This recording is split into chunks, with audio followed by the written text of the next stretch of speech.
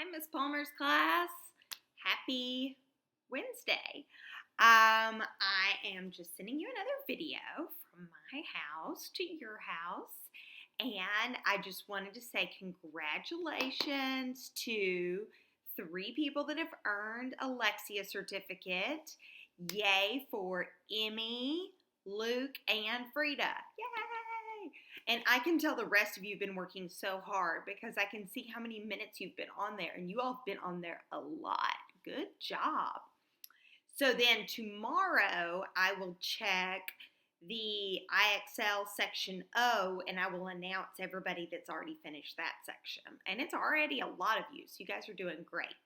Some of you have been trying out the second grade graphs and data section, which is really cool.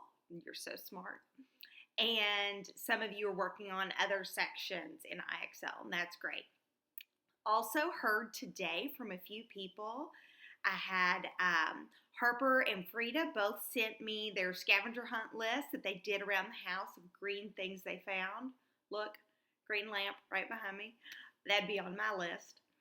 And Frida sent me an awesome picture that she drew of our whole class, like our picture day picture. So I thought that was really neat. So anyway, here we are. We are going to read Bernstein Bears and the Trouble with Pets. So I know you all love pets, especially dogs, right? We talk about that a lot in class. So let's see what happens. Whoop, gotta go the right way. Wrong way, Miss Palmer. Goodbye, little bird, said Sister Bear. Fly away and be happy. On her finger was the sparrow that the bird family had taken in because it had an injured leg. Papa Bear had made a splint for it out of a toothpick and strips of tape. Brother and sister had named it Tweety and had taken care of it for about a week. But now it was time to remove the splint and let the bird go back to nature where it belonged. It hopped onto a twig and then took wing. Before you could say Tweety, it was out of sight. And there's our pictures. Can you guys figure out what the word splint means by the clues? It means kind of like a cast. So it gave lots of clues in that storyline, didn't it? I'm going to miss our little bird, said Sister sadly. Tweety was such a nice little pet. Tweety wasn't a pet, dear, said Mama Bear. She's not a real pet anyway. It was an injured bird that we helped get well so we could go back to the forest. Why don't we get a real pet, Mama? Asked Sister. Other cubs have pets, said Brother. Why can't we? Cousin Freddie has a dog. Lizzie Bruin has a cat. Too Tall Grizzly has a snake. Well, said Mama as they climbed the front steps of the treehouse, I suppose it's something to think about.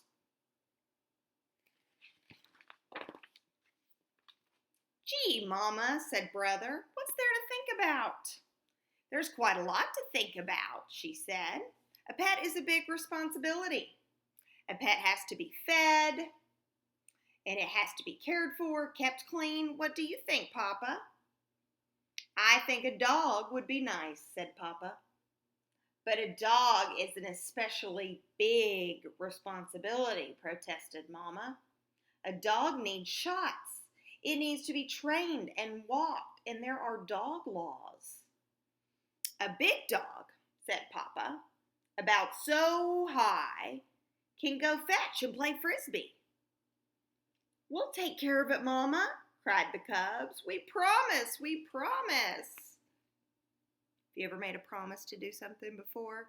Then it was probably going to be a little bit harder than you thought it was. Remember now, said Mama as they piled into the car. We're going to the pet shop just to look. Choosing a pet, especially a dog, is serious business. Speaking of dogs, said Papa, pointing to a sign as they drove by Farmer Ben's place. Puppies available. See Farmer Ben, said Brother, reading the sign aloud. How about that? Ben's got dogs. His dog, Bess, must have had pups. May we look at them, Mama? Cried Sister. Oh, please, Mama, please. If you look close, you can see the sign. Whoops, over there.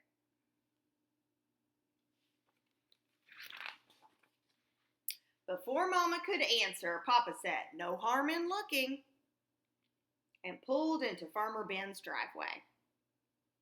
Ben's dog Bess had indeed had pups, 5 of the cutest, roly-poliest little balls of fur you'd ever seen.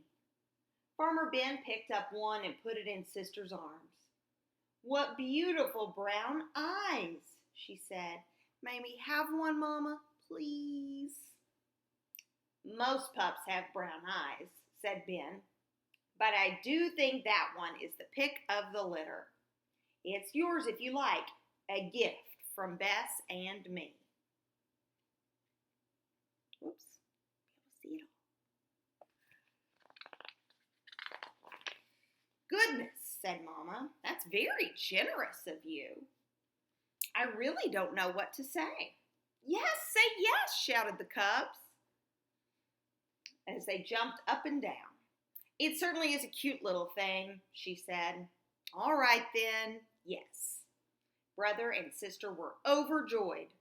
Thank you, Farmer Ben, they shouted. Then, after they had calmed down a bit, Brother said, our pup's going to need a name. How about King or Prince or maybe Duke? Farmer Ben, who is an expert in such matters, took a quick look under the pup's tail and said, the only trouble with those names, Brother Bear, is that this pup is a girl.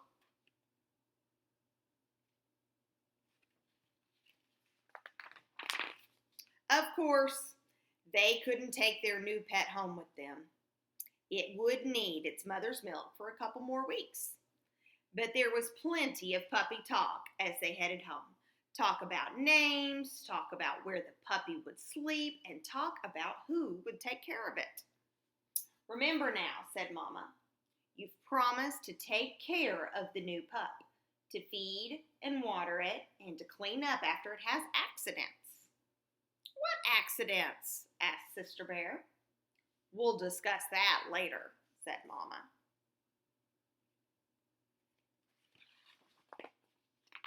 Brother and Sister couldn't believe how lucky they'd been. A new puppy for their very own. That night before falling asleep, they thought about some of the wonderful things they would do with their new pet. Sister thought about dressing it in doll's clothes and pushing it in her doll carriage. She thought about introducing it to her stuffed toys. Perhaps they could have a tea party. Brother's thoughts were quite different. He thought about winning the blue ribbon at the Bear Country Dog Show. He thought how fine it would be to shout "mush" as his great dog pulled him through the deep snow. But of course, a puppy isn't a toy to be dressed in doll's clothes. It's a living creature with a mind and nature of its own. It would be a long time before the pup could compete for blue ribbons. It would be an even longer time before it could pull anything through the snow. So here they are sleeping. Whoops, over here, we're sleeping. And then there's what all they're imagining doing.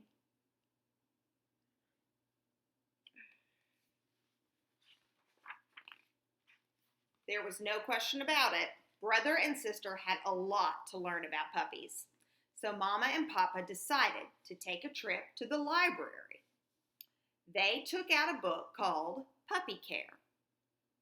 When the big day came, the Bear family had a puppy care plan all worked out. First, they stopped off at the police station to get her registered. What's the little lady's name? Asked Officer Marguerite.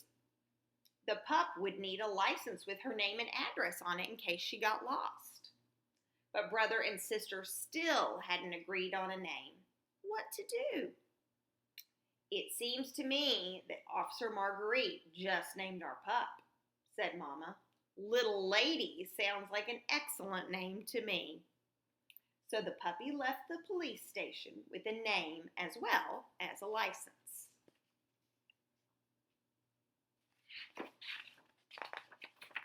Next, a quick stop at the pet shop for a puppy harness and leash.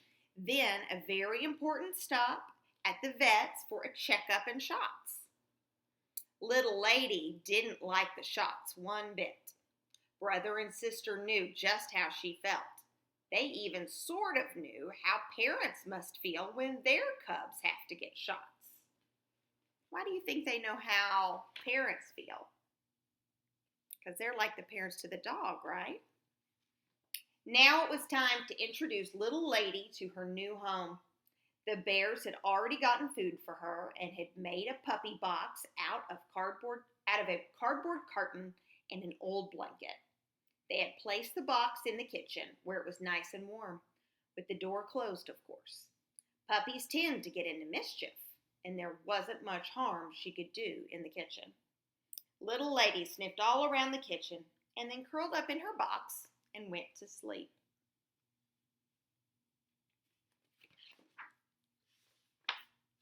At first, the cubs argued about whose turn it was to feed, water, and walk the pup. They said, "Oops, it's my turn. No, it's my turn." But after a while, they began to argue about whose turn it wasn't. "It's your turn. I cleaned up after the last accident." And Sister Bear says, "No, it's your turn. I cleaned up after the last accident." Mama solved that problem by posting a puppy care schedule on the wall.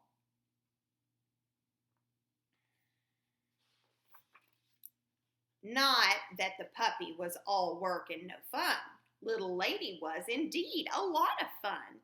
In fact, it was so much fun watching her that the bear family didn't watch much television anymore. She chased her tail, she did some somersaults, she fought her rubber dog bone, and she got into the strangest positions. Also, of course, she grew. She grew so much that the bear family started calling her Lady instead of Little Lady. And, like all puppies, she loved to chew. You can see her doing all those things, including chewing. Then one day, somebody forgot to close the kitchen door while the family went shopping. When they got back, they found that Lady had chewed up half the living room. It's the same picture from the cover. Look how upset they are.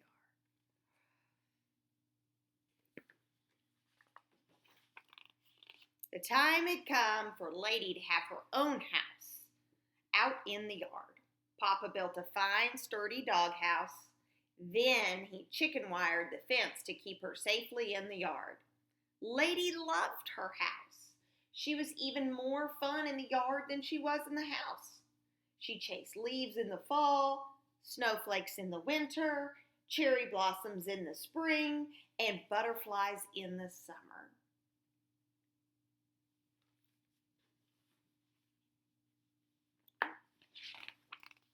And as the years went by, Lady became more than a pet.